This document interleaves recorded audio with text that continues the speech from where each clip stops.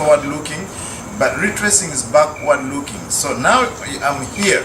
How did I get here? In other words, you try to ask, why am I angry?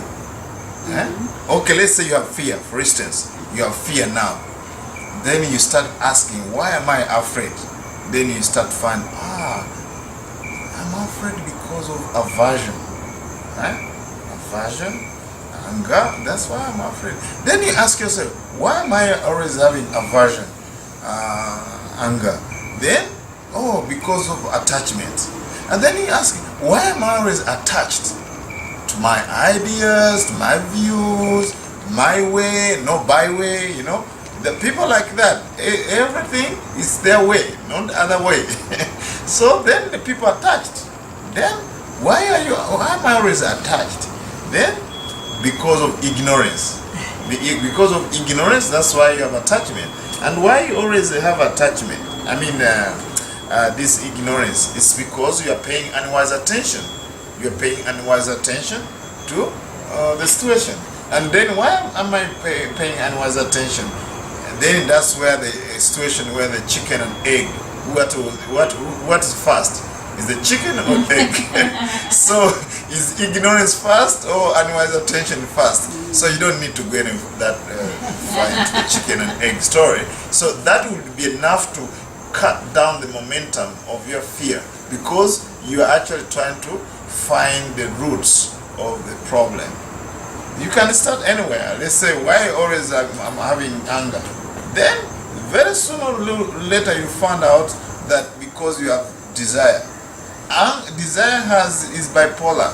Desire to get and desire to push. So when you're pushing away things, always you're pushing away things, that means there's aversion there too. So now you know that whenever you have anger, sure, it's frustrated desire. Whenever your desires are frustrated, you're going to have anger. So in other words, you try to find out the cause, the roots. Yes. The nourishing root behind your stuff. Whether it's anger, whether it's fear, whether it's anxiety, you try to go to the root cause. That's what this method is about. And that helps you to reduce the momentum of the mental state, because you are trying to find out the root. Então, a técnica de retracing ou rastrear, ele vai ao contrário da reflexão, que olha para frente e para os resultados, ele vai olhar para a raiz do problema. Então você pensa, você para e pensa, por que eu estou sentindo raiva? Eu estou sentindo raiva porque eu tenho aversão. E eu tenho aversão por quê? Você pensa, por que eu estou sentindo, estou com aversão? Estou com aversão porque eu estou com raiva. Por que você está com raiva? A raiva geralmente se origina do desejo frustrado, né? Ou você quer alguma coisa ou você não quer alguma coisa, você quer repelir aquilo, você não quer se livrar daquilo.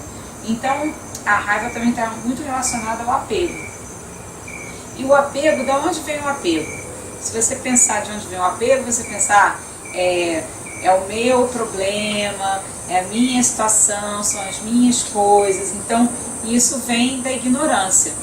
E aí você tem ignorância por quê? Porque você não está prestando também uma atenção de forma sábia.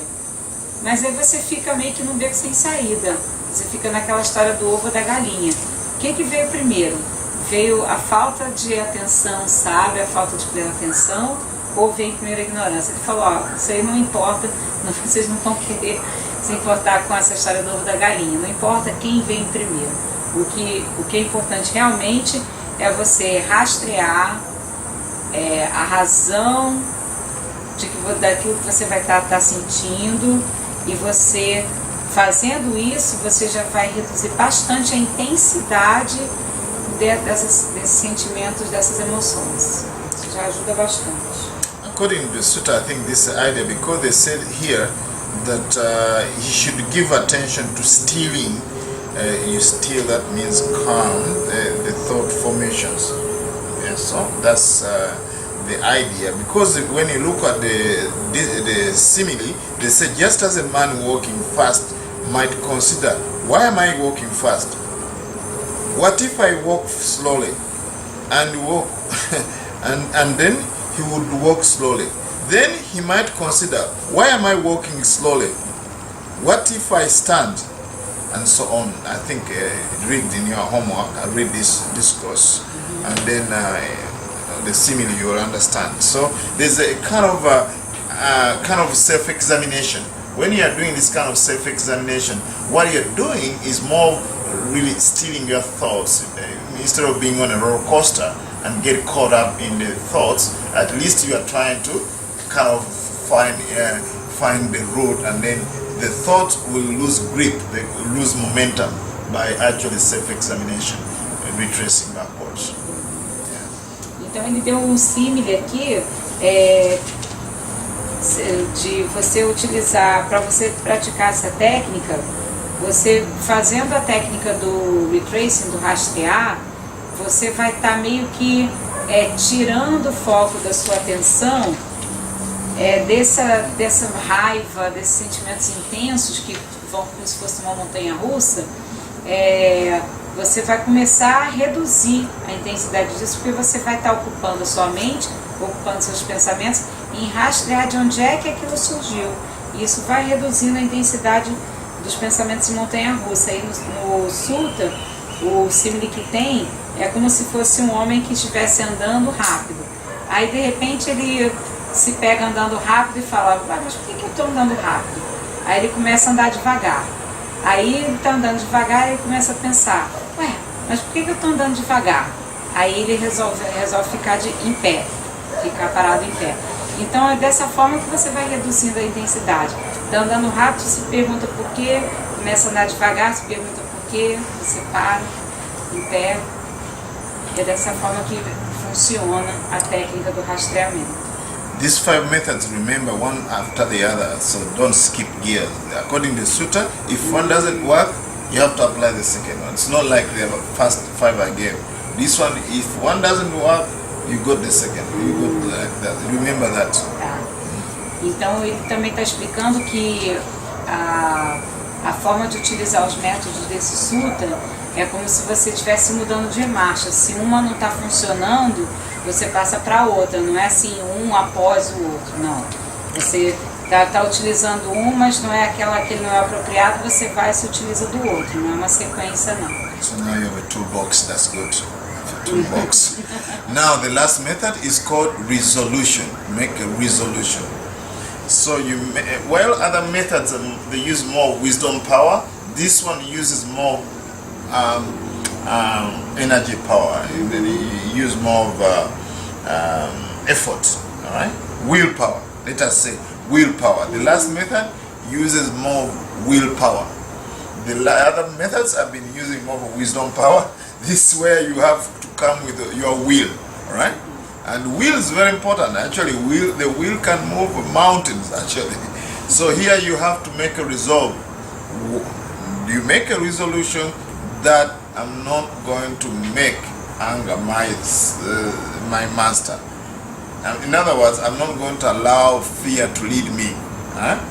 You know, most of the time we have allowed these states of mind to lead our life instead of us leading them. So these mental states are leading our life. In other words, they have taken over our life.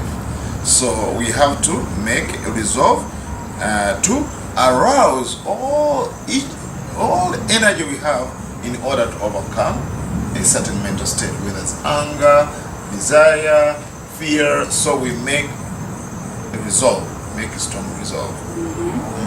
Então, diferentemente dos outros métodos, esse quinto, que é o da resolução, ele não está tão associado à sabedoria, ele está muito mais associado à força de vontade, porque você precisa de bastante força de vontade para tomar a resolução de decidir que os sentimentos de raiva, desejo e medo, eles deixem de ser os seus mestres e conduzam você. Ao contrário, você tem que tomar a resolução que você é que vai conduzir o processo, e não que esses sentimentos vão levá-lo, vão tomar conta de você.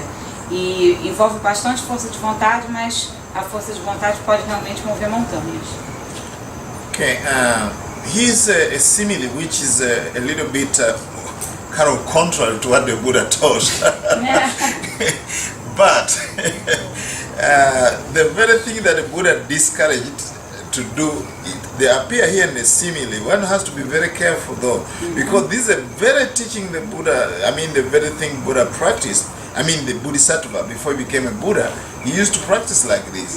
He discouraged, but here it appears in the simile. So be very careful not to take the simile literally. You don't take this simile literally, right?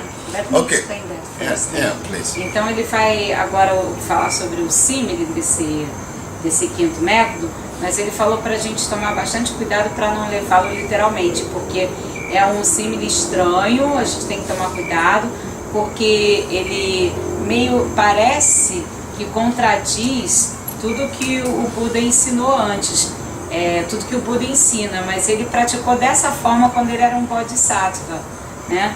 E, então ele falou pra gente tomar bastante cuidado de não levar esse símile literalmente, né? Ao pé da letra.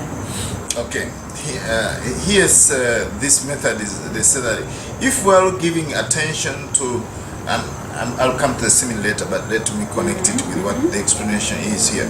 If he's giving attention to stealing the thought formation of those thoughts, there still arise in him evil and unwholesome thoughts connected with desire, with hate, with delusion. Then, with his teeth clenched, and his tongue pressed against the roof of his mouth, he should beat down, constrain, and crush mind with mind. When with his teeth clenched, and his tongue pressed against the roof of his mouth, he beats down, constrains, and crushes mind with mind. When any evil and unwholesome thoughts connected with desire, with hate, and with delusion are abandoned in him and subside, that's how they subside, you know.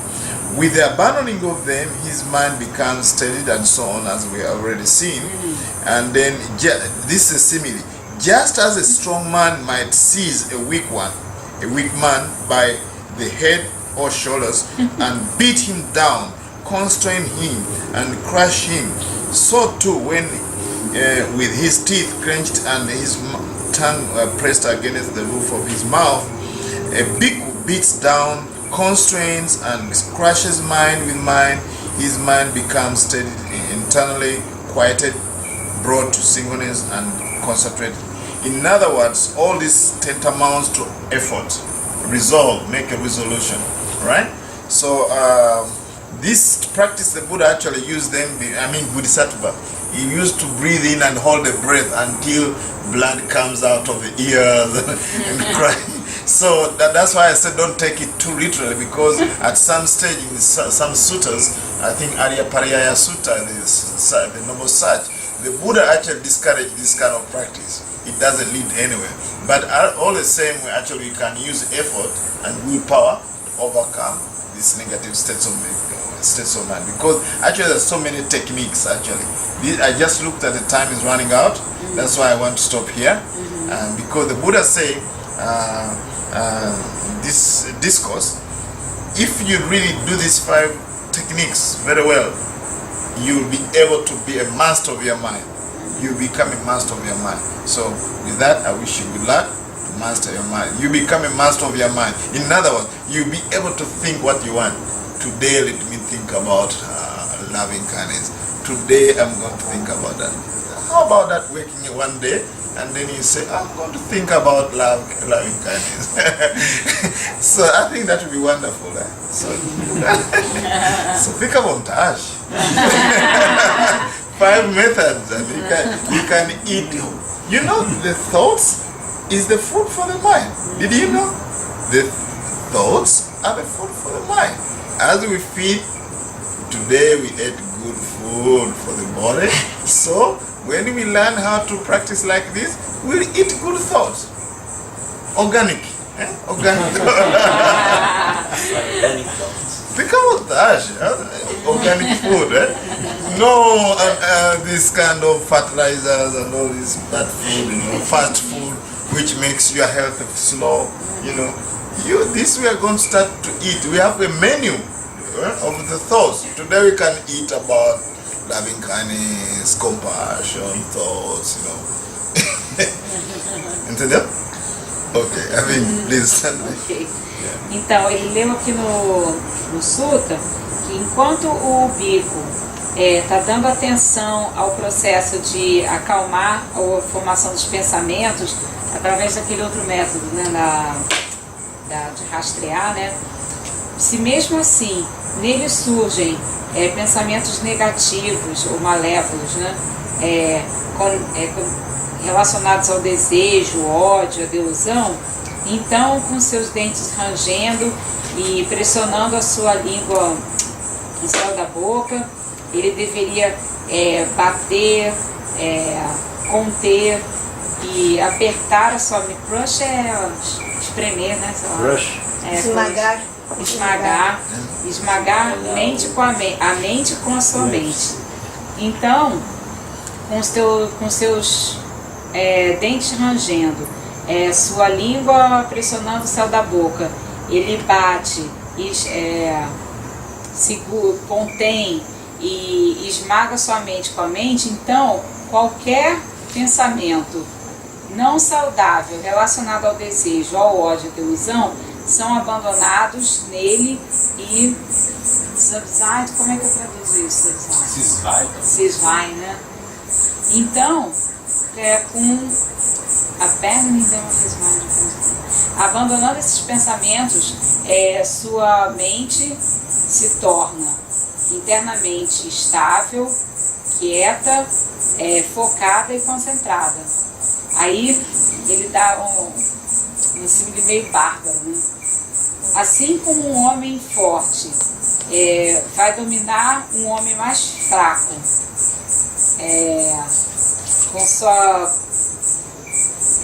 vai pegar um homem mais fraco com a sua cabeça ou os ombros e bater nele, prendê-lo, esmagá-lo, assim também, com os seus dentes rangendo, com sua língua pressionando o céu da boca,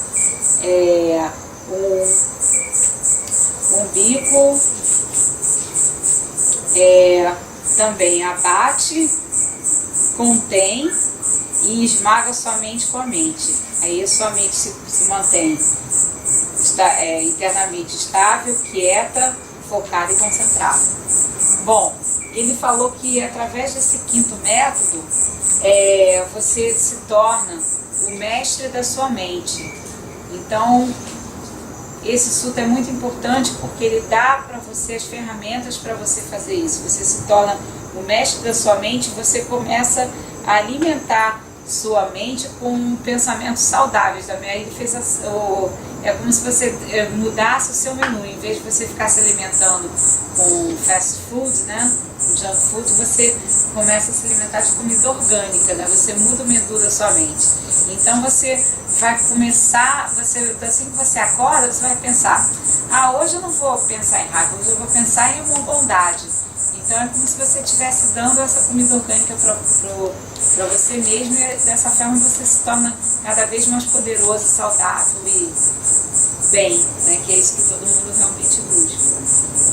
Sorry, but I have to make it shorter because as I was translating the sutta, I kind of forgot some parts, but I said about the food and a bit about being the master of your mind, but I made it a bit. That's good. I summed it a bit up. That's very good because time is up. But I want to tell you, every day at Bhavana Society, I would go out and make a determination and make my menu for the day. The menu, my thoughts. I would wake up today, and this was a reflection from the Dalai Lama. Today I'm grateful to be alive, I'm awake. I'm going to use all my energy towards attaining enlightenment for the benefit of all beings, including myself. I don't want to miss the boat, So then I would continue saying that today I'm not going to get angry, or I'm not going to think bad about others. I'm going to cultivate loving kindness, compassion, or I'm going to have kind thoughts, right? So what was very interesting, I mean, I'm talking about many years of making these reflections. When I got angry, it was amazing that I remembered. Because actually, the problem why we get into anger and all these things, that we forget actually. Really. But once you make this daily reflection when your mind is still fresh, you know, because when you wake up, your mind is so fresh. It's not talking about working and coffee and all that. Because your mind is so fresh, and you make this reflection, which means a resolution, a determination. I'm telling you, it becomes part of your life. Do it for 2 weeks, reflecting again. The first thing early in the morning, you reflect what kind of thoughts you want to eat, right? And then it's amazing throughout the day. You'll get some moments where you feel uptight and anger, but it's amazing how you're going to remember, because that was the first thought you had in the beginning in the morning, and then you are going to apply the methods. Otherwise, one word here, another one go here. If you don't do this and make it determine, like even he's our cook, always determine what he's going to eat. We are going to eat. Don't you make a menu for breakfast? And don't you? You sleep, you know what you're going to prepare in the morning. You know what you're going to prepare for lunch. Like this, you also have to make this preparation so that you can live a happy life. So with that, may you live a happy life and be able to think what thoughts you want to think. And be healthy. And enjoy your thoughts. May you be well advantage. Thank you very much for your attention. Thank you. Sadhu, sadhu, sadhu. Okay, end of our study group. Next time I'll give you a topic so that you know what is coming up. This time I just throw something out there, but next time I'll give you the sutta so that you come when you're ready. Ok? Please. Okay, please. Então ele contou a história de que quando ele estava no Bhavana Society, ele tomou a resolução de que todo dia de manhã ele já ia decidir como ele ia pensar e agir para o dia todo, né? Então a primeira coisa que ele fazia de manhã, ele se levantava, saía e pensava: não, hoje eu só vou cultivar meta, eu não vou sentir raiva. Então era o primeiríssimo pensamento dele toda manhã assim que ele acordava. E ele ficou impressionado de como isso funciona, porque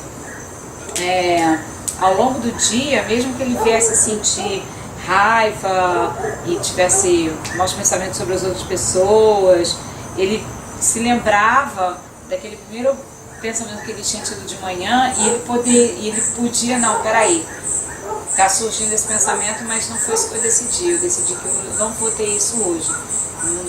Então aí ele conseguia voltar a mente, redirecionar a mente para o que ele tinha realmente se proposto a fazer. Então ele pensava, agora eu anotei do Dalai Lama, tá? Ele pensava o que o Dalai Lama falava. Eu estou grato por estar vivo, e hoje todos os esforços do meu dia vão ser relacionados à iluminação de todos os seres, e a minha também, porque eu também não posso deixar de me incluir.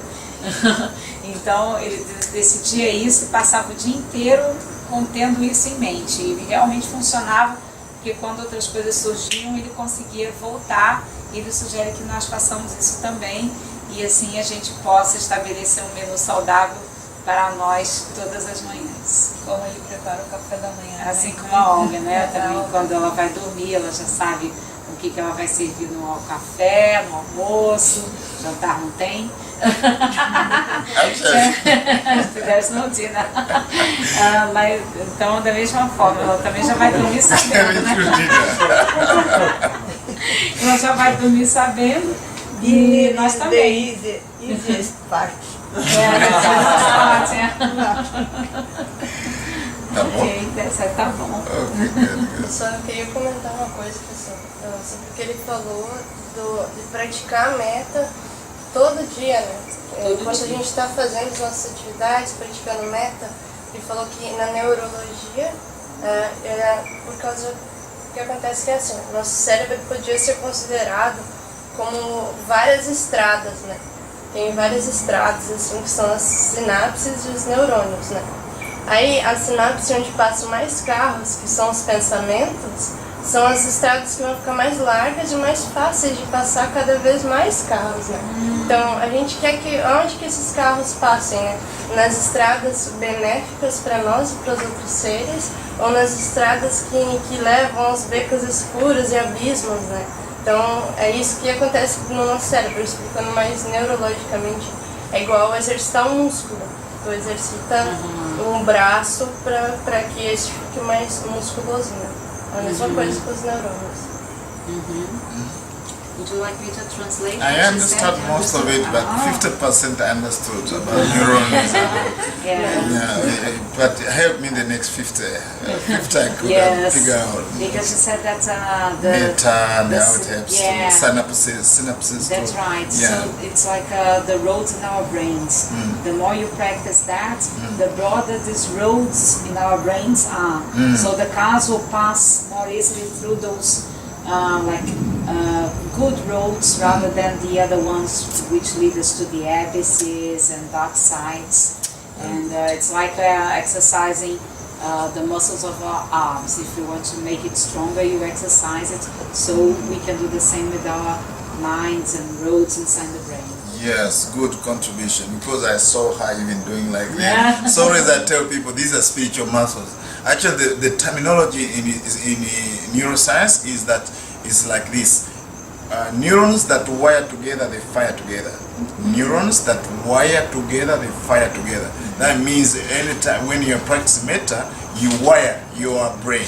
In other words, you can change your brain according. So because you are wiring them together, when they fire, the outcome of it, they fire together because you've been wiring them together. They fire together. That means you'll be having loving kindness if you practice loving kindness. But the Buddha mentioned this many years ago. He talked about whatever you ponder on is what you become. In other words, what you think now is the total sum of what you've been thinking about it. So if you're an angry person, it doesn't come by accident. No, it's your thoughts when you're young with your siblings and all these things. So in other words, the total sum of what you are now is the food, the onions, and all. So the body that you have now is actually the total sum of the food you've been eating all the time. So really, whether physical or mentally, we are what we make ourselves. So if you want to become a loving person, very kind, start today. You can.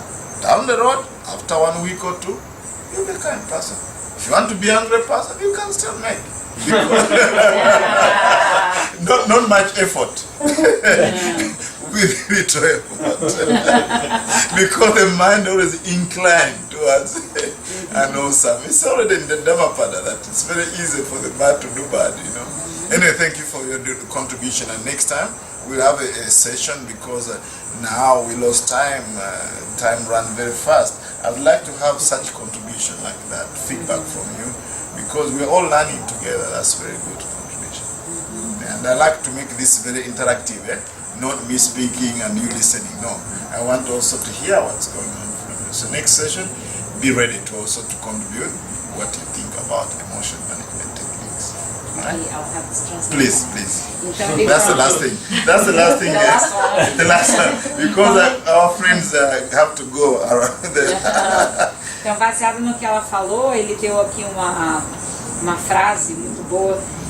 Os neurônios que se conectam, eles que se conectam juntos, né? Eles também atacam juntos. Então,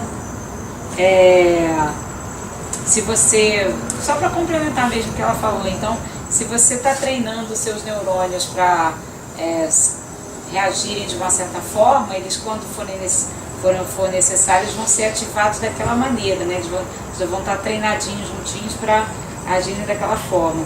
E aí ele também fez aquela comparação de, tem uma frase que a gente já tá careca de saber, aquela você é o que você come, né? Então, se você Se o seu corpo é o produto de tudo que você comeu, você também hoje é o produto de tudo que você fez e pensou nessa vida, em vidas passadas, desde que você era criança, enfim, né? Então, se você começa a mudar esse cardápio, se você começa a se determinar sobre o que você vai ser e pensar, você vai ser daquela forma. Basicamente foi isso que ele falou. E ele falou também que no próximo encontro ele gostaria mais de ter esse tipo de troca que ela nos proporcionou agora. Então ele vai querer, não quer mais ficar só ele falando, ele vai querer ouvir mais da gente também no nosso próximo encontro. I think our next meeting is on Thursday. Thursday. Quinta e sete, o próximo encontro. Okay, and since our next meeting is Thursday, come when you have read the sutta on the full foundation of mindfulness, and then you read about the 5 hindrances. It's the fourth foundation of mindfulness. Read about 5 hindrances, because the method there, again, you can use it in giving different talks using the same method, but actually pulling different suttas fitting in there, and then so read on the 5 hindrances, and not the whole sutta, but you can read on the fourth foundation, specifically on how to deal with the 5 hindrances. Because what are the hindrances? Fear, anxiety, and all that. So then we can actually study it, because when I gave a talk last time, it was not a study group, so I didn't go very deep. But here I'll try to put together so that at least we can have all the 10 methods clearly. So this 5 hindrances is in the fourth. It's the fourth foundation. There are 4 foundation mindfulness: the body, feelings, mind states, and then hindrances. Actually, read even the third hindrance. The third foundation. Read the third foundation, which is mindfulness of mind states, and also the fourth foundation. Only the 5 hindrances, not the whole of it. Right? Yeah. That will help us actually to have a study group on that, because it's about mind states and also hindrances. What's the number of the sutta? The sutta is you find one in Majjhima Nikaya. I think it's number 10. Let me check again. And in Digha Nikaya, 30. yeah. Let me check. Let me check. I have the discourse here. So you come when you have read thoroughly the mind states, which is the third foundation. Enquanto ele procura o sutta, eu vou adiantando. Yeah. Ele pediu pra gente Guess ver. what? It's number 10. Number 10. Yeah, it's sutta number 10 is called Satipatthana Sutta. Then you read the third foundation and the fourth foundation, but the fourth foundation, read only the hindrances. The third foundation, mind state, read all. So then I have to go back and give the study that clearly. Alright? And then if you have Digha Nikaya, there's also another what called Mahasatipatthana Sutta, but it's the same actually. The only difference is the fourth foundation, which is dealing with the Four Noble Truth, which is more elaborate. So it doesn't matter whether you read in Majjhima Nikaya, Digha Nikaya, the things that I've assigned you is the same stuff, the same literature. Então ele pediu pra gente ler pro próximo grupo de estudos o Majjhima Nikaya número 10, ou no próprio no Digha Nikaya também, os 4 fundamentos da plena atenção, mas ele pediu pra gente ler apenas o terceiro fundamento, tá? Que ele fala sobre os estados da mente, e o 4, ele falou para não ler todo, ele falou para ler só sobre os 5 obstáculos, tá? Então, repetindo, no terceiro fundamento da plena atenção, os estados da mente, lê todo, e o 4 lê só sobre os 5 obstáculos, tá? Tanto faz ler um como o outro, porque no Digha Nikaya é um pouco mais extenso, ele também fala sobre... Basicamente o mesmo, mas ele muda um pouquinho no quarto fundamento. Além dos 5 obstáculos, ele cita um monte de outros temas. Então, mas disse que não tem importância, pode ser só o Majjhima Nikaya 10 mesmo, já é o que basta. Tá bom? Boa noite. Boa noite.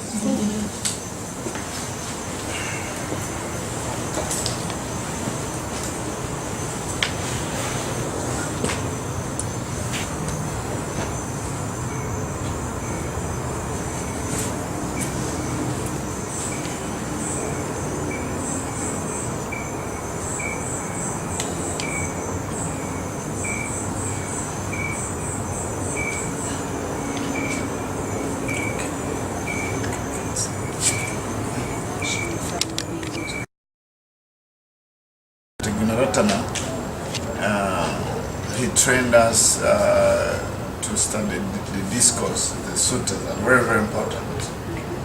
Eu gostaria de fazer desse grupo, desse evento, um estudo mais profundo dos suttas, porque o Bhante Gunaratana, ele considera que o estudo dos suttas é bastante importante. And then in the monastery, Bhante Gunaratana used to teach us scriptures and Dhammapada and the suttas. And then he used to call us to give talks when we were still young monks. He used to call us to give a talk and sutta. We used to listen. When you give a talk, it was just sitting on the side like that. And then we developed a habit of using suttas to teach the Dhamma actually. Então no mosteiro do Bhavana Society, o Bhante encoraja bastante o estudo dos suttas, de discursos, de todo tipo de escritura, e também até mesmo os monges mais novos são estimulados a ouvirem essas palestras do Dhamma e também darem as palestras do Dhamma, mesmo os monges mais novos. So today I would like to continue with the theme of meeting emotions with mindfulness. Hoje ele vai continuar com o tema de ir ao encontro das suas emoções com plena atenção. Last time we discussed a few methods, but I was drawing more on the fourth foundation of mindfulness discourse, the Mahasatipatthana Sutta or Satipatthana Sutta. The methods are related to that discourse. Então, nos métodos que ele apresentou na palestra no domingo, no Puja, ele teve como base o Mahasatipatthana Sutta e os 4 fundamentos da plena atenção. Ele fez a palestra baseado nesse esquema deste sutta. So the next 5 methods are going to come from the discourse called Vistakkhasantana Sutta, which is sutta number 20 in Majjhima Nikaya. It's called the removal of distracting thoughts. So there's 5 methods given there, so it's a continuation. Hoje ele vai dar continuidade usando o sutta número 20 do Majjhima Nikaya, que é sobre a remoção de pensamentos distrativos, ou a remoção de pensamentos que distraem, que é uma continuação do anterior. Really, when you understand this discourse very well, you can use it in many ways. One way is how to deal with thoughts, disturbing thoughts, and then how to deal with greed, how to deal with hatred, how to deal with the delusion, how to deal with the fear, how to deal with anxiety, how to deal with many things. You can use the same discourse, the same template, but actually just focus on a certain thing. So it's a very important piece. Ele diz que é um discurso muito importante porque ele serve como base ou como template, né? Para você se conseguir lidar com vários tipos de outros sentimentos, como raiva, ganância, ansiedade, medo, vários outros tipos. Você pode usar o mesmo padrão, se você compreender bem isso. O sutta ele serve como um bom padrão para lidar com vários tipos de pensamentos e sentimentos. And for me, from experience, teaching many places, when I teach especially in the United States, it's amazing when I ask the people, what do you want me to talk about? Usually they will ask me to talk about fear, anger, or something, and always this discourse I have to pull it. So it's like selling like hot cakes. This discourse. Então ele, quando está nos Estados Unidos, ele sempre pergunta o que as pessoas querem que ele fale, né? Aí sempre a pergunta eu gostaria que o senhor falasse sobre o medo, sobre a raiva.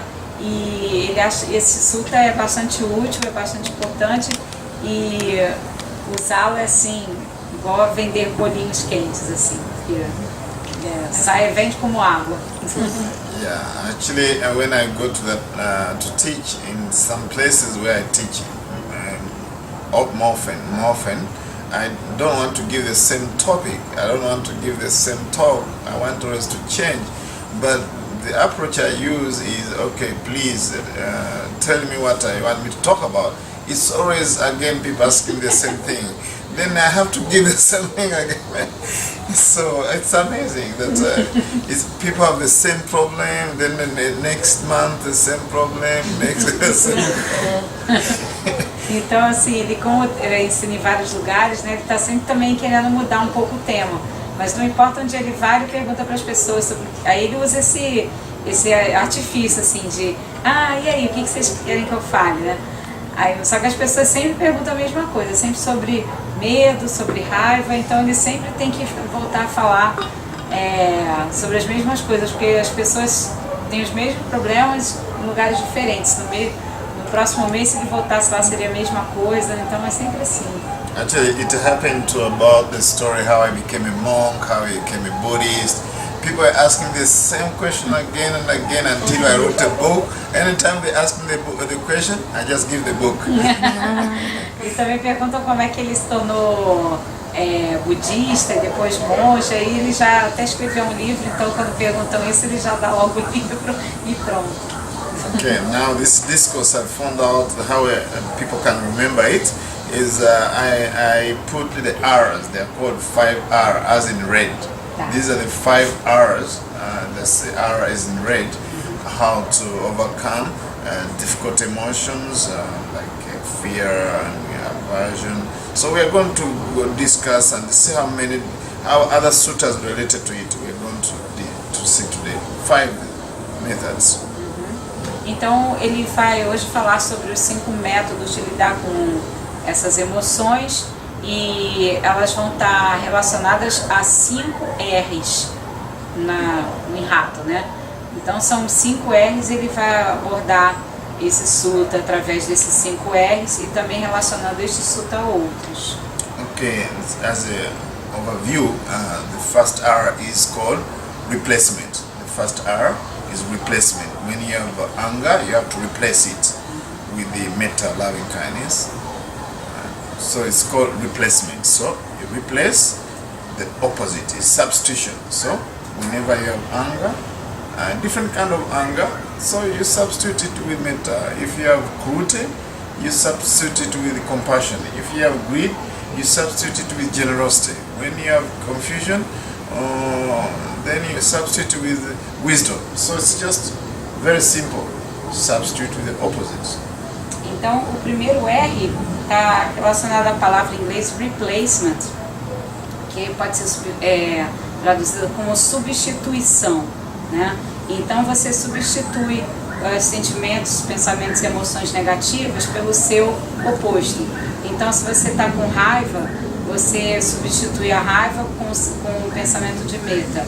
Se você está com inveja, ganância, cobiça, você substitui com o pensamento, sentimento da generosidade e assim por diante. So if you have fear, then you substitute with the opposite of fear. The opposite of fear is courage. That means you have to face your fear. You have to courage to really face your fear. And I did myself actually, to face my fear. I had a lot of fear, I had to face it. So. Então, quando você tem medo, você substitui com coragem, ou seja, coragem de encarar o seu medo. E isso já aconteceu com ele, já passou por uma situação de muito medo e ele substituiu pela coragem de encarar o medo. And then the next method is called reflection. Reflection. That's the next method given here. Again, you reflect like forward looking. When you reflect, you always look forward. What's going to happen in the future.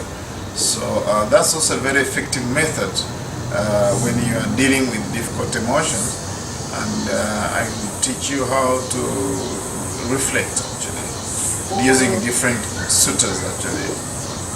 O segundo método é chamado reflexão, porque através da reflexão você pode projetar como é que as coisas poderiam ser no futuro. E ele vai ensinar esse método da reflexão relacionando a outros sutras. The third method is called redirection, but here in the book it's given ignoring. So I don't use ignoring because it's not a good word for me to say ignoring. Here in this discourse we talk about ignoring, not giving attention to the emotion or thought, but I want to use more of the word redirecting. First, it also have the R there, and also it really speaks to me that I'm really actually redirecting my mind to something else other than ignoring. Yeah, so it is more I'm active, that actually I have to actively redirect my mind to something else other than ignoring. That means that then I'm cultivating ignorance. If I'm ignoring something, I'm cultivating. That's not what I want to do. So I diverge a little bit from the discourse itself by using a very different word that really speaks to me what it needs to be done, but it's the same process. Yeah. Então, no Sutta, o terceiro método está sendo utilizada a palavra ignorar, né? Forget. Also, they use forget. Forget. Esquecer. Yeah, same. Forget. You forget this. Ignorar ou esquecer. Mas ele prefere transformar esses termos no termo redirecionamento. Você, na verdade, você não ignora o que está acontecendo com você, o que está acontecendo com a sua mente. Porque se você se utiliza desse artifício de ignorar, você vai, na verdade, entrando no caminho da ignorância, e não é isso que a gente quer, né? Então, ele prefere usar o termo redirecionar, porque você redireciona sua mente para outras coisas, e não você esquece ou ignora aquilo que está realmente acontecendo, sobrevindo. The fourth method is also not directly given here, but I prefer the word retracing. Retracing. Yes, retracing. While reflecting is forward-looking, retracing is more backwards, going to the root. So I use the word retracing there because it exactly shows me what I have to do with the emotion. I have to go to its roots, you know. So I retrace where it's coming from, going to the root, in other words. Então, o quarto R, no Sutta também está se usando uma outra expressão, mas ele vai preferir usar retracing, né, que pode ser traduzido como refletir com relação ao passado. Você reflete não em relação ao futuro como o segundo termo, reflexão, mas na verdade você olha para trás e você tenta prospectar onde é que está a raiz disso que está acontecendo com a sua mente. Just a moment. Alguém teria uma tradução melhor em uma palavra para essa palavra, retracing? Acho que é olhar para trás mesmo, né? Seguir as pegadas. Rastrear, ótimo, isso aí. Seria rastrear a origem, né? A raiz do problema. And then the fifth method is also not very clear here, but I want to use the word resolution, make a resolve. So resolution, you make a strong resolve. Pali is also called determination, aditana in Pali, but I like more the word to make a strong resolve, not to be overcome by certain emotion. So it's resolution is the method. So I found out it also starts with R, so it's very easy to remember. Resolution. So those are the 5 methods to overcome difficult emotions. So now by the end of this session you have 10 methods, because last time I gave you 5 and now you have another 5 under your belt. So you're good to go. Então, o quinto termo no Sutta vem como Pali aditana ou determinação, mas ele prefere traduzir, ou melhor, utilizar uma palavra que começa com R também, que é resolução. Você toma a resolução de você agir de uma determinada forma, de você poder lidar com essas emoções e sentimentos, e ele prefere esse termo também porque fica mais fácil de você lembrar. Então, no final dessa sessão de hoje, nós já teremos 10 métodos, porque no anterior ele deu 5 e hoje ele vai cobrir mais 5, então nós já teremos 10 ao final de hoje para... Right, so here's the discourse talking about a bhikkhu. The word bhikkhu should be understood. Bhikkhu. Bhikkhu is bhikshu, also in Sanskrit. Bhikkhu is a mendicant. Actually, to say that a bhikkhu is a monk is a kind of not accurate. Monks are Christian monks, but a bhikkhu is actually a mendicant. That's the best word, I think. But bhikkhu here, of course, I'm one of them. I follow them, and Buddha was speaking to bhikkhu. But it will be very interesting to remember that this word is not only restricted to monks. It's anybody who's practicing Buddha's teaching. Not anybody, but somebody who's fear of samsara. The Visuddhimagga helps us to find out another meaning of a bhikkhu. A bhikkhu is a noble beggar, somebody who actually live on alms, and yes, so this word is pre-Buddhist. It dates before the Buddha came. They used to have people who are bhikshu. They used to get food and wander around and get food. So now bhikkhu is a fully ordained monk. If a person is fully ordained, it's called a bhikkhu, and if it's a female, it's called bhikkhuni. But Visuddhimagga gives us a very good meaning to include all of you. Otherwise, this sutta is going to be only for us, and you will be left out. But Visuddhimagga says that bhikkhu means one who sees danger in samsara. So if you see danger in samsara, the round of birth and death, and you see, wow, this is terrible, it's a prison. I want to get out of this prison. I should practice meditation. I should follow the Noble Eightfold Path. If you see danger in samsara, then you are fit to be called a bhikkhu, according to Visuddhimagga. Yeah, so it's very, very important to know that these methods also are you can apply them, because you are listening to this discourse. You want to be free from samsara. So in one way we can stretch it according to Visuddhimagga to say to include anybody who sees danger in samsara and practice to liberate himself or herself from the samsara. Então, ele agora falou que esse sutta, como de costume, começa se dirigindo aos bhikkhus, né? Assim começa. Essa palavra bhikkhu vem do sânscrito bhikshu, que na verdade significa mendicante, né? Então poderia se referir a qualquer pessoa que pede esmolas, né? Desde aquela época, e não se referia apenas aos monges. Então era um termo assim que alcançava um número maior de pessoas, ele alcançava as pessoas que estariam ouvindo os suttas, mas não apenas monges. Bhikkhu hoje em dia é mais associado realmente aos monges, e essa palavra bhikkhu é masculina. Se fosse para as monjas seria bhikkhuni, né? Mas só que ele está chamando a atenção da gente que ele vai usar esse termo bhikkhu, que a gente pense nesse termo bhikkhu, como o Visuddhimagga nos orienta. O Visuddhimagga orienta que a palavra bhikkhu deve ser entendida como qualquer pessoa que teme o samsara, que teme os perigos do samsara. E é uma pessoa também que, por temer os perigos do samsara, se propõe a meditar, se propõe a estudar os suttas, se propõe a praticar. Então, o Visuddhimagga, dessa forma, nos permite entender que quando você lê um sutta ou alguém ensina os suttas se dirigindo aos bhikkhus, ele se refere, graças ao Visuddhimagga, a todas aquelas pessoas que são praticantes, pessoas que temem os perigos do samsara e que se propõem a meditar e praticar. Having said so, please don't prefix this name to your name. Don't say Bhikkhu Rose, Bhikkhu Bhikkhu Joao. No.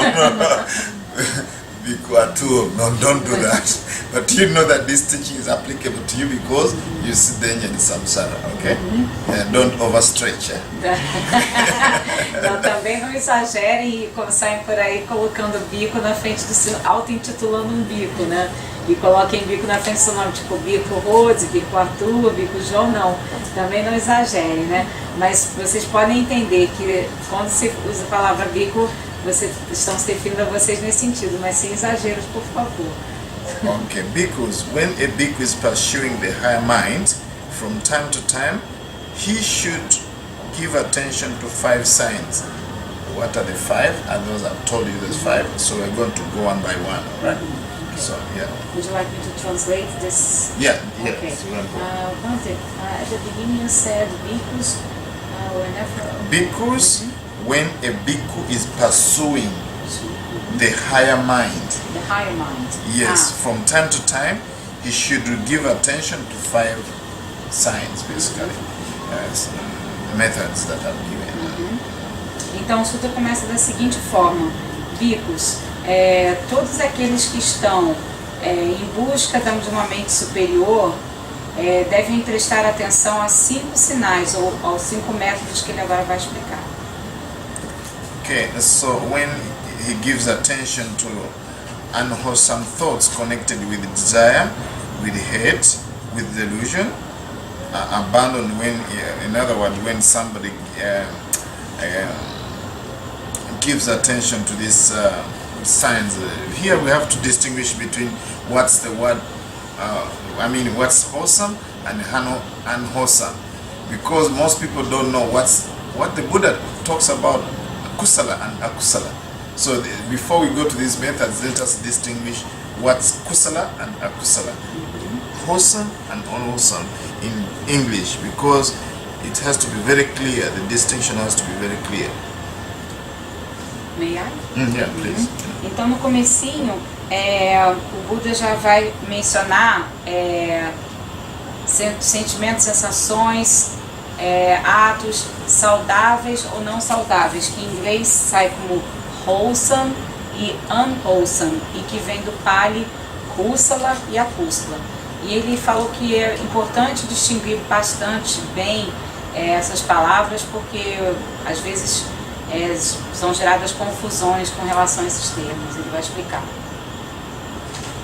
Okay, wholesome thoughts or skillful thoughts are those thoughts that lead to one happiness of others, and both. And the opposite, which is unwholesome, is the thoughts that leads to suffering of oneself, suffering of others, and both. That's the distinction. So it's more of a psychological distinction. It's not based on biases. It's really actually any thoughts, any state of mind that leads to one happiness of others, and both is considered to be skillful, wholesome. And the opposite is unwholesome or unskillful. Yes. Então, é considerado saudável ou hábil todo pensamento, todo ato que gera bem para você, para o próximo ou ambos. E como não saudável ou inábil, o que gera mal para você, para o próximo ou para ambos. Mas ele chamou a atenção de que isso não devia ser assim, visto de forma parcial. Nesse sentido de saudável ou não saudável, hábil ou inábil, é mais uma definição psicológica e não tão parcial ou maniqueísta como a gente costuma interpretar. Another distinction is the motivation. Let's say if we say an action is unwholesome, then we have to look at the motivation. So if the motivation is greed, hatred, and delusion, then we say that's unwholesome, because you're motivated to do an action based on greed, hatred, and delusion. But if your motivation is generosity, loving kindness, compassion, understanding, then it's called wholesome or skillful because of the motivation, right? E assim também, tudo que você faz que tem uma motivação não saudável vão ser tudo aquilo que você vai fazer que não é motivado pelos sentimentos saudáveis de meta, compaixão, karuna, mudita, todos esses brahmas viharas, esses sentimentos saudáveis. Então, você também tem que observar suas motivações. Elas também podem ser saudáveis ou não saudáveis. So in other words, we have to look at the result of that thought, or what happens when you think that way, what's the results. And then also we have to look at motivation. There are more distinctions, like 5 distinctions between what's skillful and unskillful, but I think that's another talk. And let us just keep on going actually. So at least if you remember the distinction between wholesome and unwholesome is look at the result, what's going to be the result, whether it's suffering or happiness, and also look at the motivation behind it, whether it's the root of unwholesome, which is greed, hatred, and delusion, and its opposite. So this is very important to know at least those 2 distinctions. Então, ele disse que tem mais distinções, mas ele prefere que a gente, nesse momento, se atenha apenas essas 2. Tanto na motivação, tanto nos resultados saudáveis e não saudáveis, como nas motivações saudáveis e não saudáveis. E isso já é o bastante. Você tem que ficar atento bem a essas, vamos dizer, 4 coisas. O resultado saudável e não saudável, que é baseado no amor, compaixão, amor, bondade, compaixão, e também na motivação saudável e não saudável, que seria baseado em ter pensamentos e ações baseados em delusões. Cobiça, ódio, delusão. Okay, so we start with replacement. When you have, let's say, have practiced the first 5 methods, and the anger or fear is repeating again and again, right? So it's obsessing the mind. This is how to deal with obsessive mind actually. Obsessive thoughts, obsessive states of mind, obsessive anger. The whole day you are angry, despite the fact you've been mindful, you keep on becoming mindfulness, practice mindfulness. Again, the thought of anger rises. This time, these methods are very effective because they really deal now in a more active way, proactive way of dealing with the mental state. You have to now use mindfulness to replace with the opposite, replacement, with the first technique. The first time it was overview, now I'm going to go deep into the methods how to replace. Então, na primeira palestra, que foi a de domingo, ele deu mais uma visão geral, mas na de hoje ele vai explorar mais esses 5 métodos, porque eles são mais proativos e eles são bastante úteis, principalmente para você, mesmo você que está praticando e na plena atenção e tudo mais, mas você está tomado de pensamentos relativamente obsessivos. Mesmo você praticando a plena atenção e querendo se dedicar a fazer as coisas de forma correta, você não consegue muito se livrar daquele pensamento que retorna de raiva ou de medo. Então, esse tipo de esses métodos que ele vai explicar hoje, começando pela substituição, o replacement, eles são mais proativos e são mais, vamos dizer assim, talvez incisivos ao lidar com essas dificuldades. Of course, for the effectiveness of these methods, you need to practice metta regularly. Don't just practice only in fits and starts, all right? And then you just wait until anger is overwhelming you, and then you remember, oh, Bhante Buddha-Rakta talk about replacement, so let me reach out for my metta. It's not gonna work. So you need regular practice of metta so that it's part of your life actually. So then when your anger rises, you try to be mindful of it, you be aware of it rising and passing away, and if you find out it's overwhelming, you can always replace it because it's natural, you know. Então, ele disse que esses métodos também não são muito eficazes se você não estiver praticando metta regularmente. Se você, só quando você estiver soberbado desse sentimento, você vai lá, o Bhante Buddharakkhita me ensinou que eu devo substituir esse pensamento de raiva ou de medo, de raiva por meta, aí você vai lá e pega o seu medo no cantinho. Não é assim que funciona. Você tem que estar praticando isso com bastante frequência para que você possa realmente, no momento de você estar sentindo assoberbado por esse sentimento, você ter a capacidade de vir e substituir, senão não é eficaz. I'd like you to think about metta loving kindness like pumping water from the valley there. If you want to get water in a tank here, you have to go in the valley here and pump using a booster pump and pump water in a tank. And when you want to use water, then you go to the tap, you open, it's very easy, flow is very easy.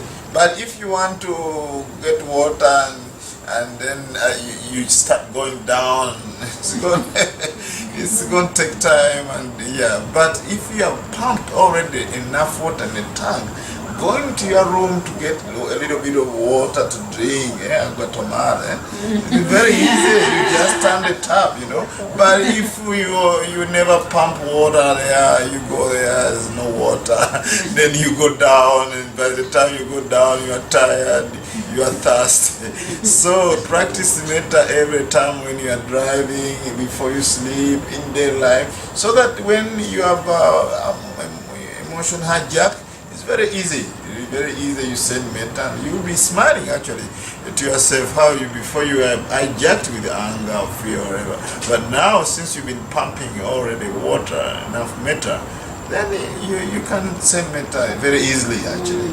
Yeah. Então diz que praticar metta com bondade é mais ou menos como a gente aqui que quer usar água. Você quer usar água, mas você, para ter água na sua torneira sempre que você quiser utilizar e beber, não adianta você só ligar a bomba d'água na hora que você quer tomar água. Você tem que sempre ligar a bomba para manter a caixa de água cheia. Porque aí quando você quer usar aquele recurso, que seria o amor-bondade, como água, você vai lá e abre sua torneirinha. Mas se você não fizer isso com regularidade, vai ser muito mais difícil. Se você praticar metta a todo momento, quando você acorda, quando você está indo dormir, quando você está dirigindo, quando você tem um momento que você necessita mais dela, vai estar ali à sua disposição. Okay, here they give a very good simile actually what you do is called just as a skillful carpenter, or his apprentice might knock out, remove and extract a coarse peg by means of a fine one. So too, when a bhikkhu gives attention to some other signs connected with that what is awesome, his mind becomes steady internally, quieted and brought to a singleness and concentrated. That means if you abandon a thought of hatred, because when you have hatred or desire or fear or whatever, you cannot gain concentration. But once you replace it with metta loving kindness, with compassion so actually you gain concentration. Your mind will be steady. Your mind will be higher mind. But if you have this anger, fear, you have what you call lower mind, because the mind is kind of weakened by this unwholesome states of mind. Yeah. But would you mind repeating the simile?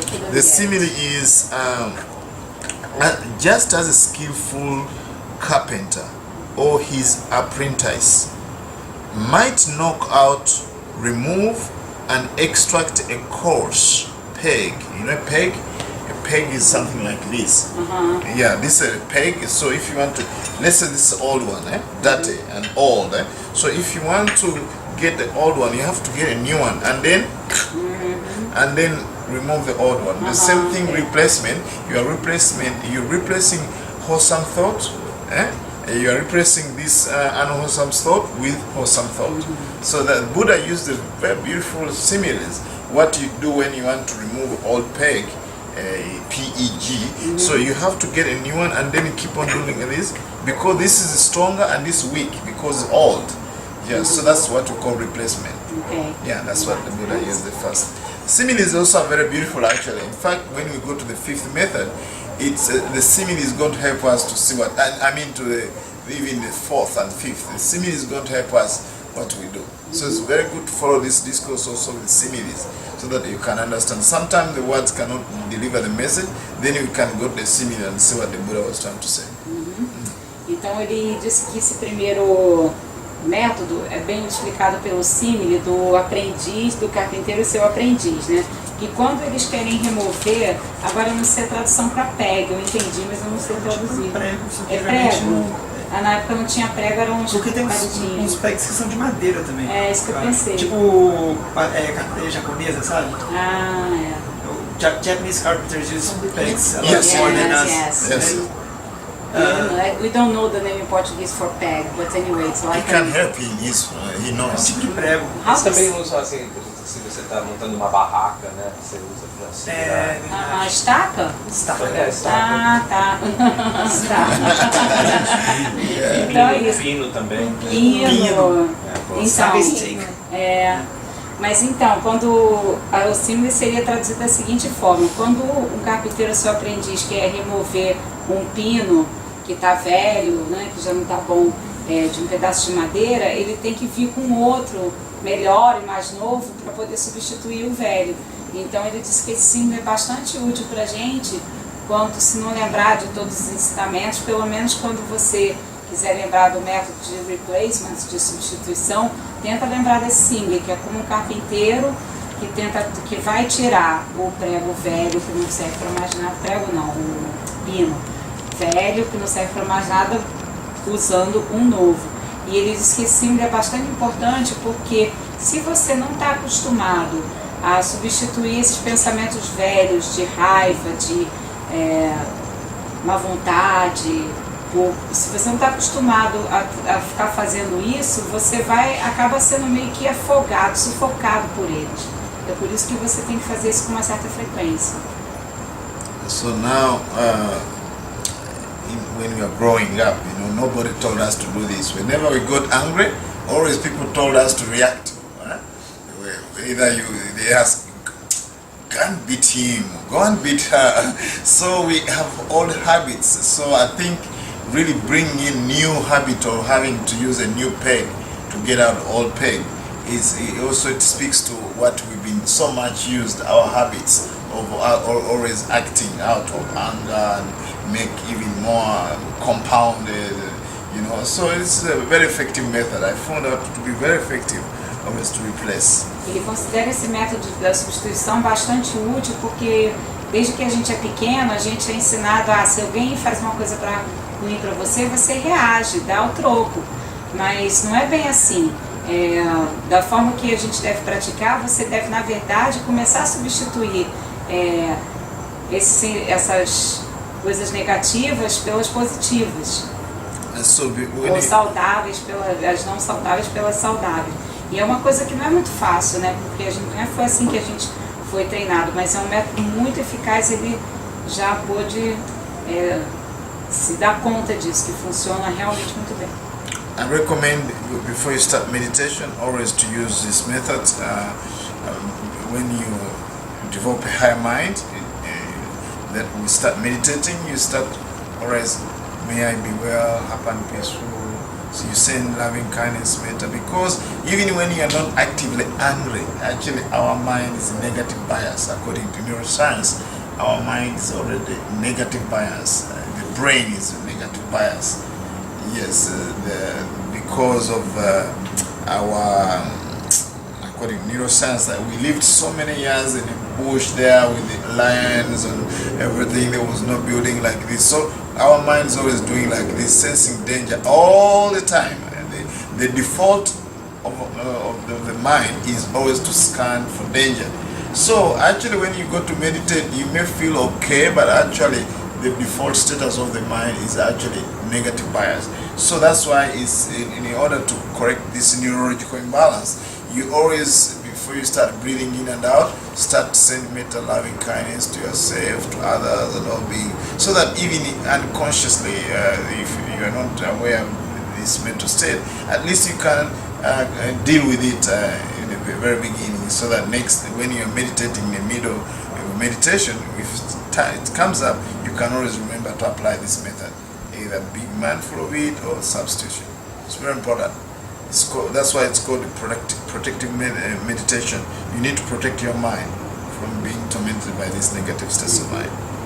Então ele sugere que sempre que a gente comece a meditação propriamente dita, como a gente está acostumado a pensar de inspirar e expirar, a gente comece com esses pensamentos de amor, bondade, e que eu possa estar bem, feliz, em paz, e que todos os seres possam estar bem, felizes e em paz, porque, de acordo com o que ele explicou, né, de acordo com a neurociência, a nossa mente já vem influenciada negativamente desde os primórdios, quando a gente morava aí nas moitas, e aí tinha que ficar sempre atento contra os perigos e sempre assim, alerta e com medo e se defendendo. Então a gente já tem essa influência negativa que já faz parte mesmo do desenvolvimento da raça humana. Então esse treinamento é muito importante, porque como a nossa mente já é tão programada há tanto tempo para isso, esses pensamentos que são assim desestabilizadores, eles vão aparecer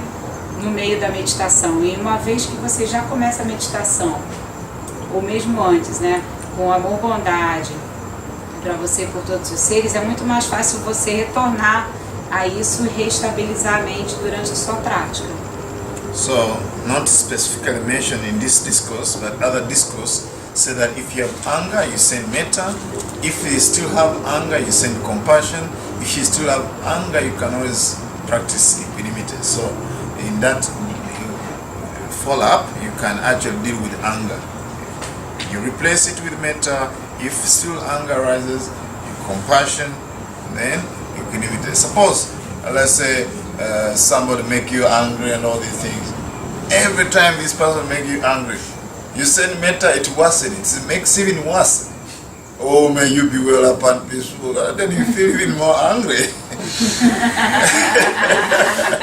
So the best way then is to say, this person is suffering. Because if this person is suffering, that's why it's causing you harm actually. Because if somebody is not suffering, it cannot harm you actually.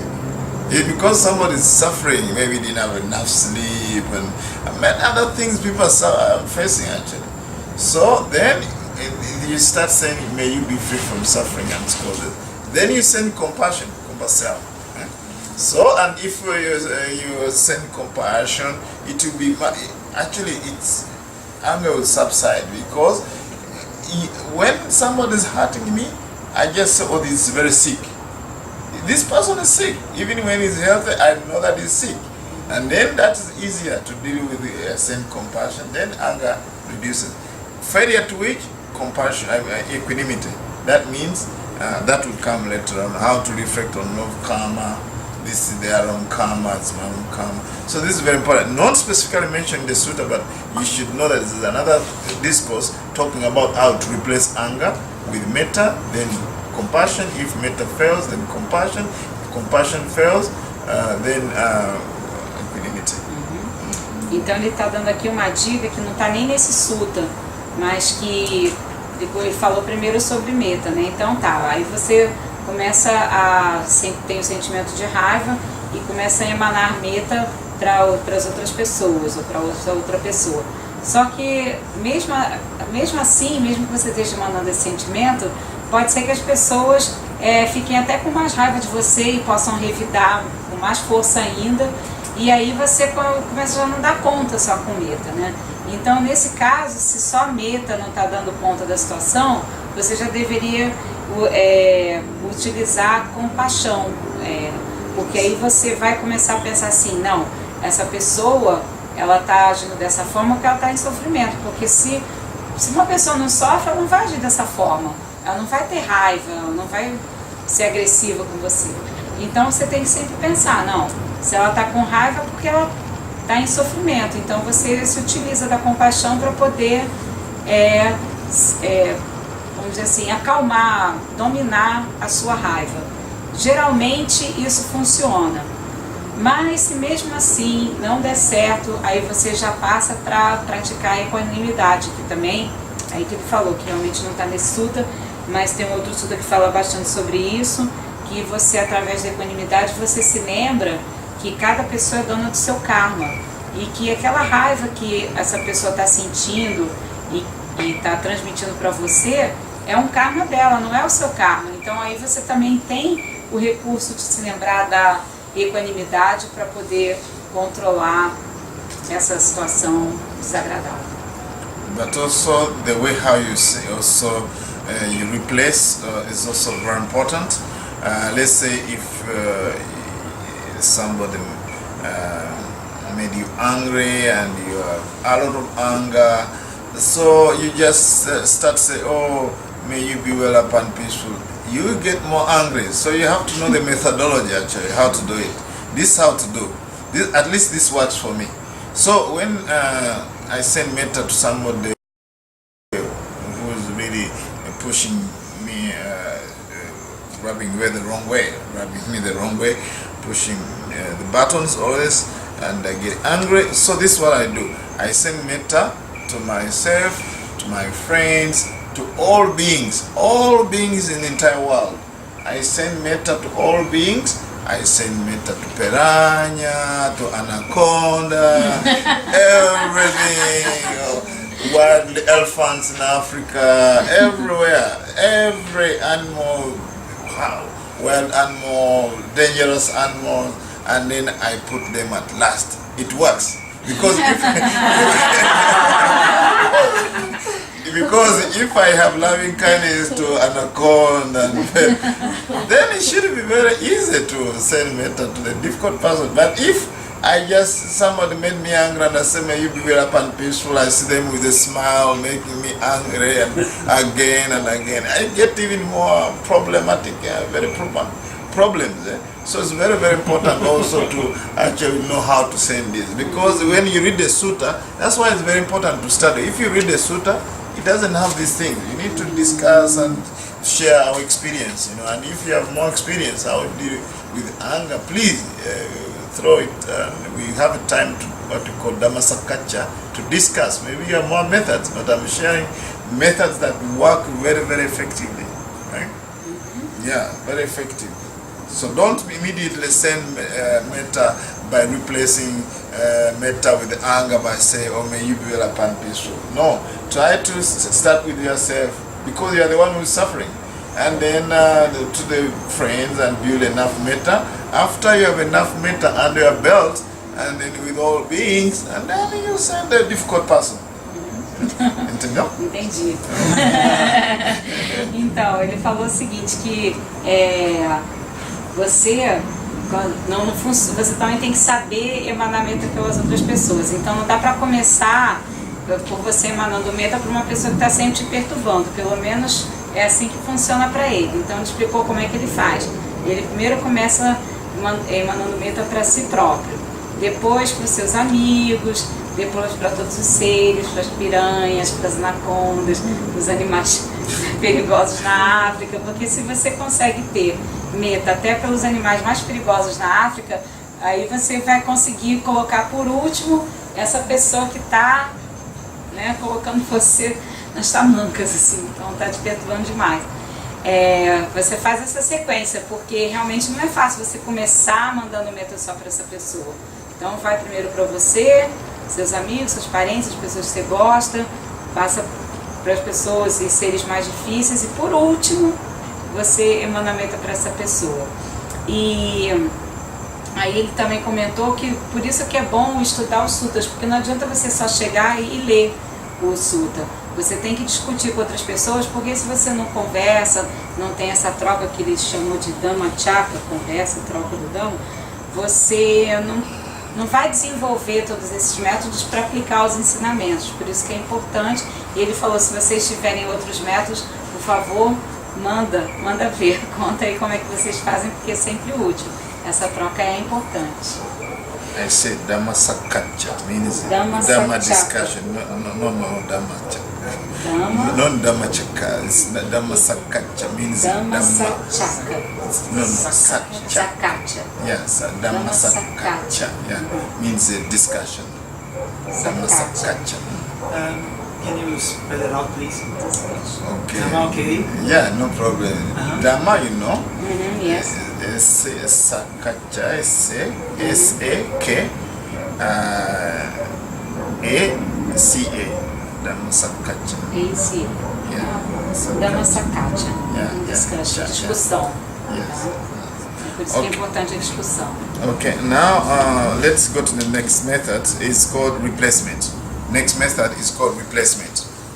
Not specifically mentioned here replacement, but in the same way. Actually, I just wanted to give that name. That Is it not reflection? reflection. Reflection, it's a replacement. Oh, so the first one is replacement. Replacement, now the second is Yeah, reflection. yeah, reflection. The second one. Replacement. Replacement is actually, reflection is actually bring to mind the danger of the emotion or fear or anger, whatever it is. You reflect how it's going to affect you.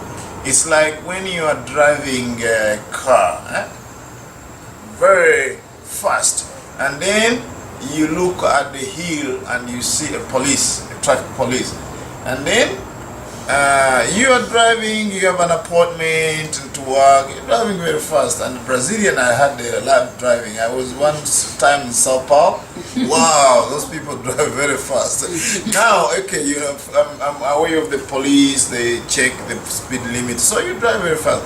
And then once you reflect that you're going to get a ticket, you're going to get a ticket of $50 or years, you get what do? Do you drive faster or do you reduce the speed? Reduce, you speed it very slow, you reduce definitely, because you have reflected that you are going to get a ticket. It's due your reflection that actually you start reduce.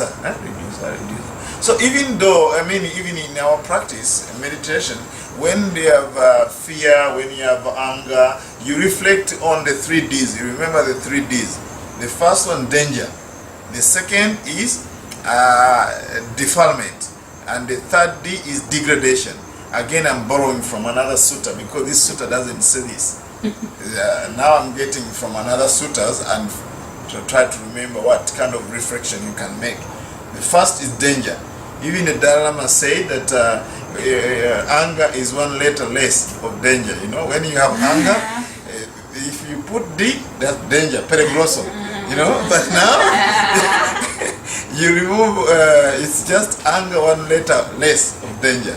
So remember, anytime anger rises, peligroso. Remember that. Yeah, you reflect. It's dangerous. It undermines your health. Though it kind of brings some kind of puffing and you feel strong when it arises, but that was survival kit, the survival, so that you can actually face danger. It's more of emotion, pumping blood and circulation. Different physiological changes happen when you have a lot of anger. It actually helps to survive, to run away, because when you have anger, blood goes into your muscles so that you can run away from danger. Then many things happen, even clotting, so that if you are in danger, and then they cut you, can clot faster. So all these changes come and you feel strong, but actually when anger rises, it weakens your system. It's dangerous. It undermines your health, both physically and mentally. So you reflect how dangerous anger is. Even when it has helped you to run away or kick somebody, but actually it's dangerous, because still you are going to regret if you punch somebody, you know. So you know that anger is dangerous. Então, ele falando sobre o segundo método já, o método da reflexão ajuda a trazer à sua mente o perigo de como essas emoções negativas ou não saudáveis podem te afetar. Então, ele até importou de um outro sutta a dica dos 3 Ds, que é danger, perigo, defilement, que é impureza, Degradation é a degradação, né? E defilement seria o quê?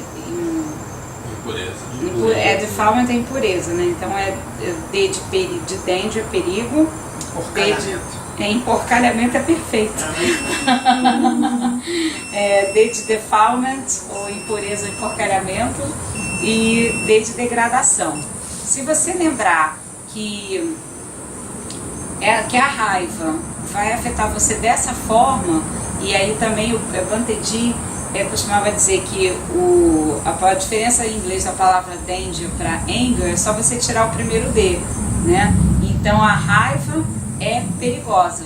Só você botando ou tirando uma letra são palavras muito parecidas. Não, Dalai Lama que falou?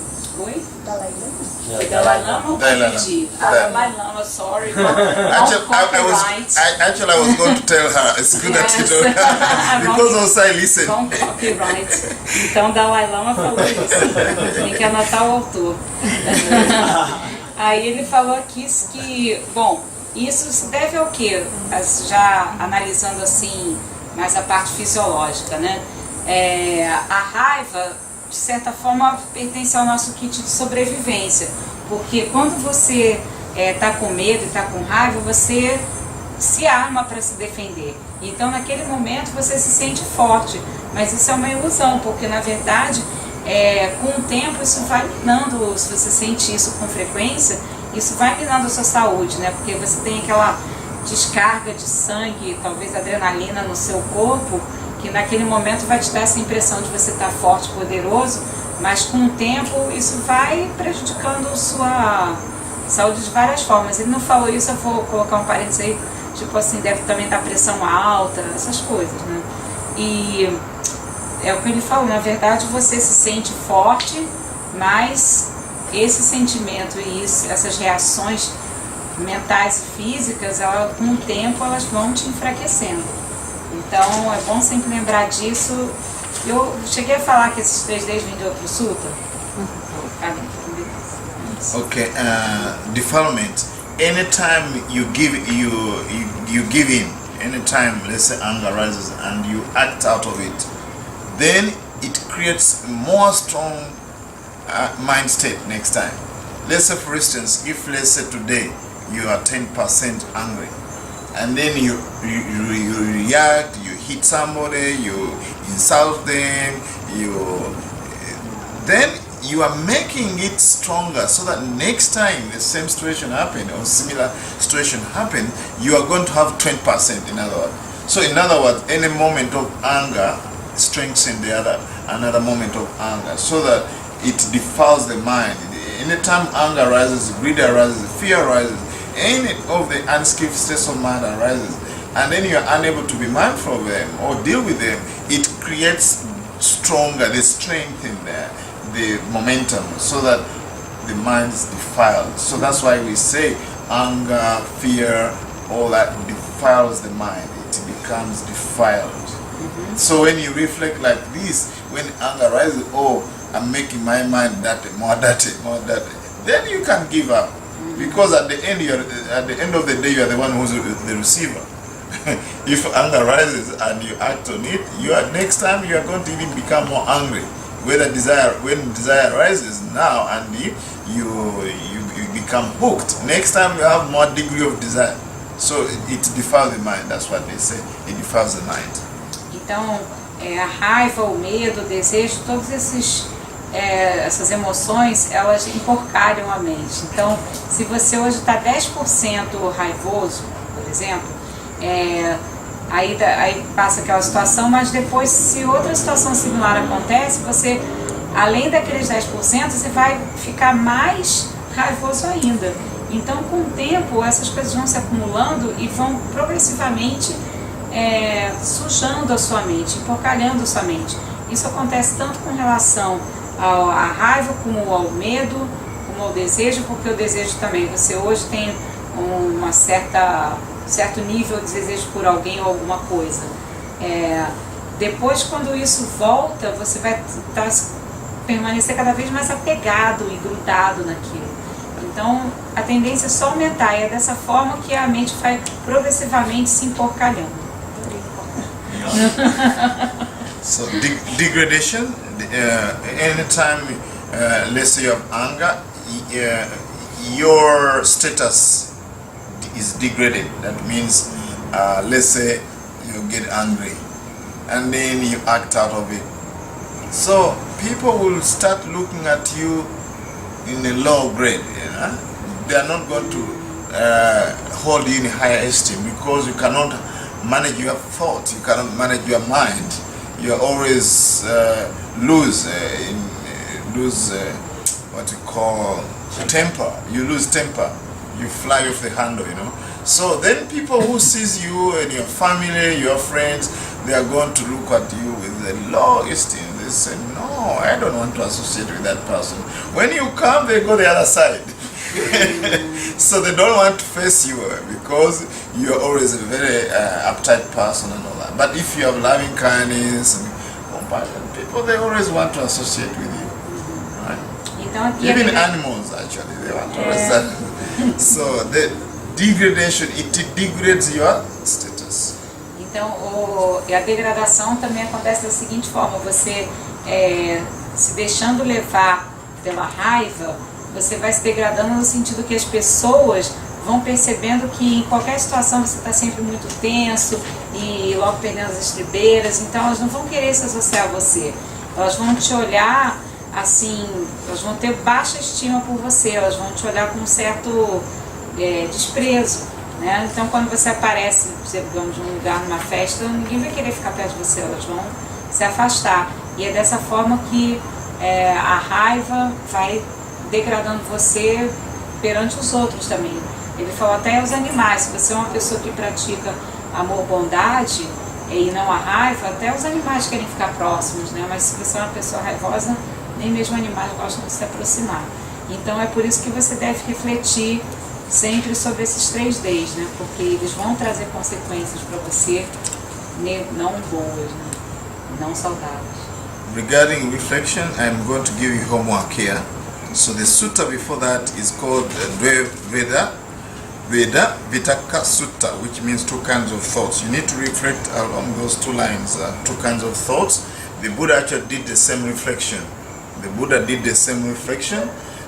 So technique number 2 about reflection, when you are giving a talk, you have to refer to the Sutta number 19, which means 2 kinds of thoughts. The Buddha actually, before enlightenment, he had to divide thoughts into 2 kinds, and then he reflected along those lines.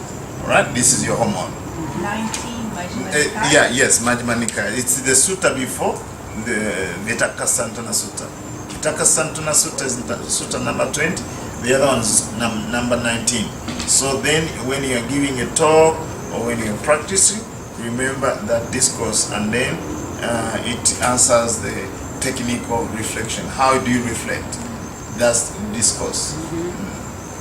Então ele falou que o nosso dever de casa é dar uma olhada no Majjhima Nikaya 19, o Veda Vitaka Sutta, ou Sutta sobre 2 tipos de pensamentos, e se a gente for fazer alguma palestra, alguma coisa do Dhamma, é sempre bom dar uma olhada nesse Sutta, porque ele dá a orientação sobre essa técnica da reflexão, porque você sempre vai se basear em 2 tipos de pensamento para poder se utilizar dessa técnica da reflexão. Okay, here's the simile. The simile goes like this. Let me see.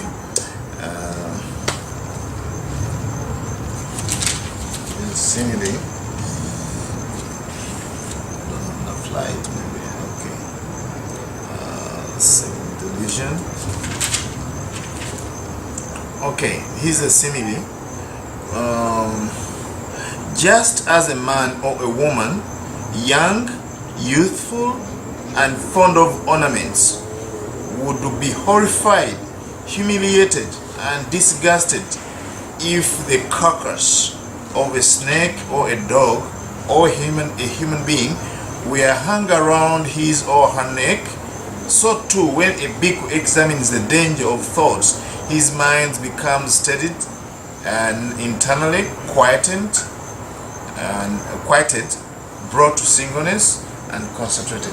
So in other words, one reflect along those lines. So the simile is very clear. So I think most people understand English. No? Okay. That's not Okay. sweet. Okay, good. You understand the simile? Ah, tá. Ah, very good, good. Thank you so much. Thank God to the modern technology. Yeah. Okay, good, Mas good. still pen and paper. Okay, very good. Mhm. Então no Sutta, aqui tá em inglês também, mas fica mais fácil, né? Porque o símbolo é o seguinte: assim como um homem ou uma mulher jovem, cheio de juventude e que gosta de enfeites, ficariam horrorizados e humilhados e desgostosos se a carcaça de uma cobra ou um cachorro ou um ser humano fossem pendurados no seu pescoço. Assim também um bico examina o perigo nesses pensamentos. Então sua mente se tranquiliza, se estabiliza internamente, se aquieta e fica concentrada. And how could I explain, please, Bhante, brought to singleness? That means focused. Ah. Yeah, one pointedness. Chitta, kusala chitta ekagata, brought to one point. Yeah. Então, assim, se um bico examina o perigo desses pensamentos, sua mente se estabiliza internamente, se aquieta, se foca e se concentra. So the next technique is called redirection. Redirection. Third part is the ioniso actually, which means not paying attention, but I don't want to do that. Yeah, so let us follow redirection, because they say here, when he tries to forget those thoughts and does not give attention to them, then any evil thoughts that are connected to desire, hate, and so on, they are abandoned. So, in other words, here they're talking about not paying attention to anger, not paying attention to desire, not paying attention to fear or whatever. But for me, not paying attention, I don't like it, because that's not what I want to do. I want really to be connected. I want to pay attention. So the best what I found out is redirecting your mind. Let's say if you have anger, don't get swamped into anger. Redirect your mind to something wholesome. That let's say I have anger like this, then I will bring my mind to the breath, right? Because the breath is not anger provocative, right? If let's say I have a lot of desire, I can redirect my mind to the breath or to the body, right? So the body is the body. Yes, I don't hate the body. Yeah, so in a big picture, if let's say in a house everybody is angry and all that, I just go to the park. I go in the nature and walk. Actually, science has found out when you walk in nature, there's like chemicals in the brain. They start bringing happiness. The happiness center starts shining, and then you feel happy. When at home everybody is boring, you're unhappy, go to the nature. So in other words, I'm redirecting. That's in a big picture. But actually you can always redirect your mind to the breath, because they are available all the time.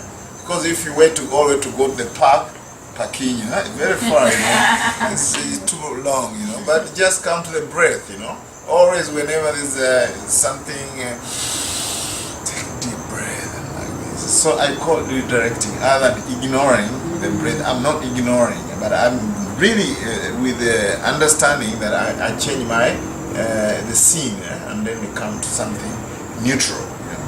Entendeu? Entendi. Okay. Então no próximo trecho do Sutta, ele explicou agora a técnica do redirecionamento, né? De você redirecionar, porque no Sutta, da forma como ele foi traduzido, da forma como está dizendo para você ignorar esses pensamentos, essas emoções. Mas isso não é uma boa ideia, ao contrário, você deve entrar em contato com esses pensamentos e emoções e você deve se desviar deles. E como você pode se desviar deles, mas não ignorando, se redirecionando? Você pode prestar atenção na sua respiração, você pode redirecionar a atenção para o seu corpo, porque você não odeia a sua respiração, não tem como. E você também não tem como odiar o seu corpo.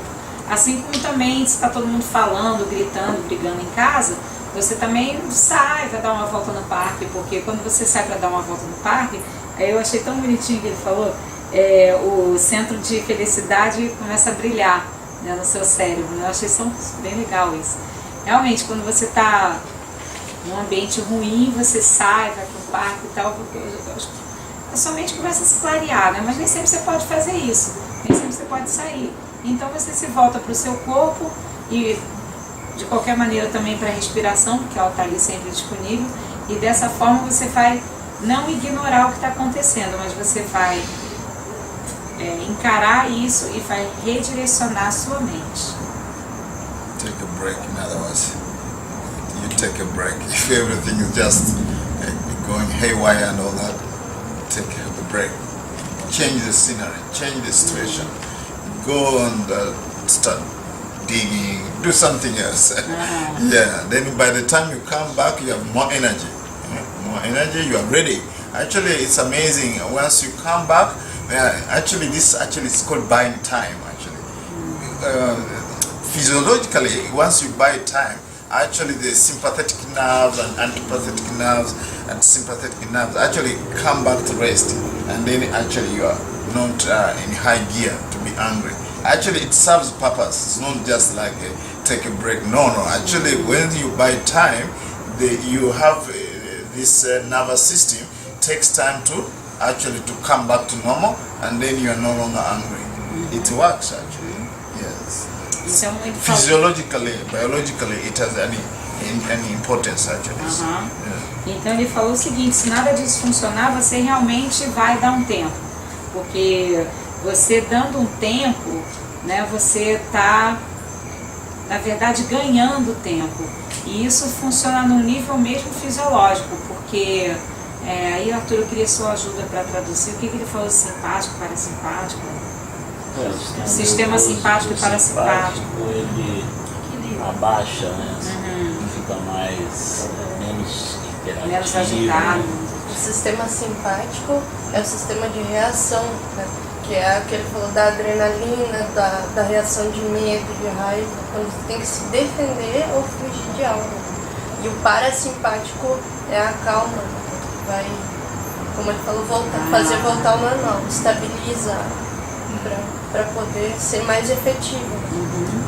Então, muito bem explicado o funcionamento do sistema simpático e parasimpático. Ele disse que essa é um método realmente fisiológico, que funciona no nível fisiológico.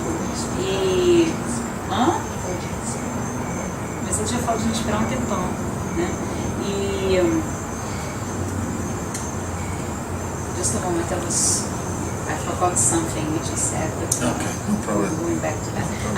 Ele falou que esse negócio de dar um tempo não é só simplesmente dar um tempo, assim, quando quer saber de nada, for dar um tempo. Tem realmente uma utilidade real de você poder lidar com a situação nesse método de redirecionamento. So in other words, if you are with somebody and you're angry, you say, please come tomorrow, not now.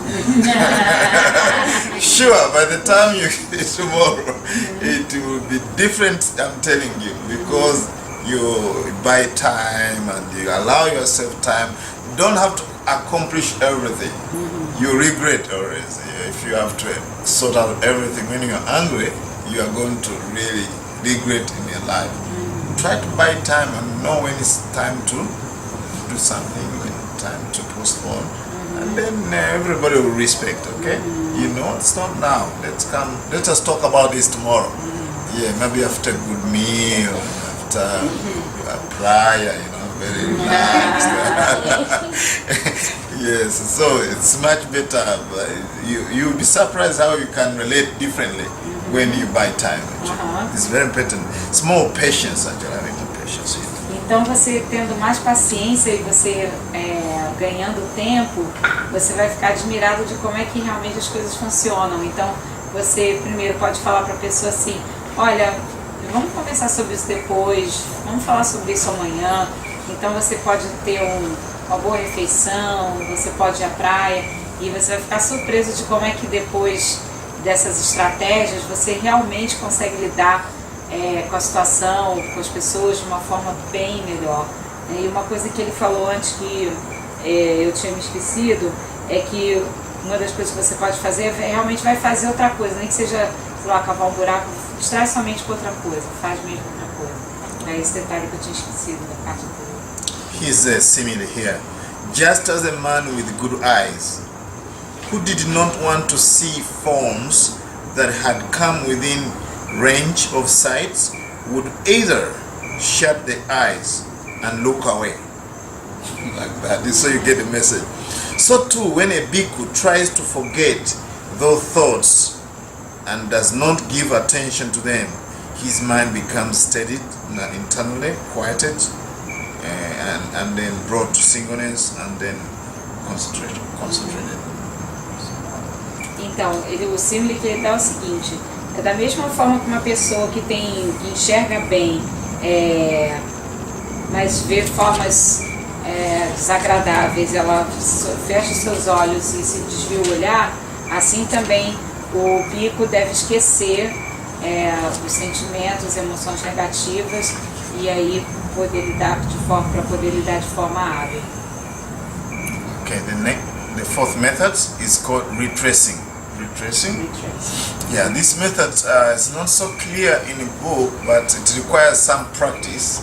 So that means from practice we can get some idea. So retracement actually it means really it's opposite of reflection, because reflection